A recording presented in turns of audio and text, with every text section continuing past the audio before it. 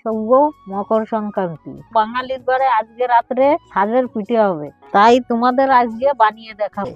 1 KG চালের গুঁড়ো নিয়ে নিয়েছি, পরিমাণ মতন লবণ দিয়ে দেবো, খেয়ে নেবো ঠান্ডা জল, ভালো করে গুলাতে হবে। দেখুন ঠিক এতটা পরিমাণে গাঢ় করবেন। এই যে আঙুল চুবিয়ে দিচ্ছি, দেখুন এই যে হাতে এতটা লেগেছে। এইটুকু কাজ করতে পারলে সাজের পিঠের তুলনা নেই। যে তেল দিয়ে দিচ্ছি প্রথমে, পুরো ননস্টিকের মতন হয়ে যাবে। যে দিয়ে দিচ্ছি, গরম হয়ে গেছে। এবার ভালো করে ঢাকা দিয়ে দেবো। এই বাপ রে বাপ, ফুলে ফুলে একদম টক টক হয়ে গেছে।